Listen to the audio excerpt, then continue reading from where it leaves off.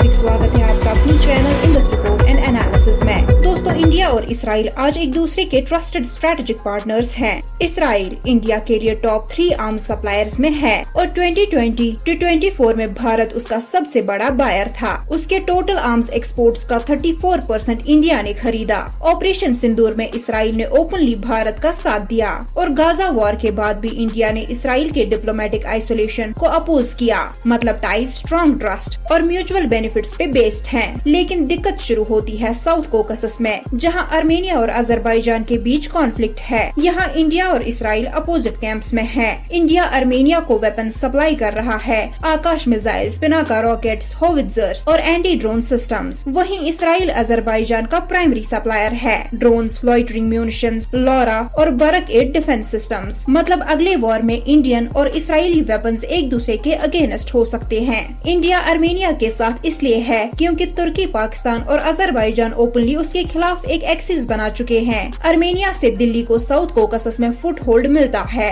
और ईरान के जरिए यूरोप तक ट्रेड रूट्स भी। ये तुर्की पाकिस्तान के इन्फ्लुएंस को बैलेंस करने की स्ट्रेटजी है। दूसरी तरफ इसराइल का अजरबैजान सपोर्ट ऑड लगता है क्योंकि तुर्की भी बाकू का बैकर है, लेकिन इसराइल के लिए अजरबैजान क्रूशियल है। ईरान के खिलाफ एक फॉरवर्ड बेस और ऑयल सिक्योरिटी, क्योंकि अजरबैजान इसराइल को 40% ऑयल देता है। साथ ही बाकू की विक्ट्रीज में इसराइली वेपन्स का मेजर रोल रहा है। मतलब तेल अवीव के लिए प्रायोरिटी ईरान कंटेनमेंट और एनर्जी सिक्योरिटी है, चाहे इनडायरेक्टली तुर्की को फायदा हो। प्रॉब्लम ये है कि अगर आर्मेनिया अजरबैजान वॉर एस्केलेट होता है तो इंडिया इसराइल पार्टनरशिप पे स्ट्रेस आ सकता है। रिस्क ये भी है कि अजरबैजान के थ्रू पाकिस्तान को इसराइली टेक का इनडायरेक्ट एक्सेस मिल जाए। इंडिया इसराइल पार्टनरशिप अभी भी स्ट्रॉन्ग डिफेंस टाइज में से है, लेकिन साउथ कोकसस एक टेस्टिंग ग्राउंड बन गया है। अगर वाइजली मैनेज ना किया गया तो ये दोस्ती में क्रैक्स ला सकता है। तो चलिए दोस्तों, इस वीडियो में बस इतना ही। मिलते हैं अगले वीडियो में कुछ नई इन्फॉर्मेशन के साथ। अपनी होस्ट और दोस्त आरिज़ू पटेल को इजाजत दें। In this report and analysis के साथ जुड़े रहने के लिए आपका धन्यवाद।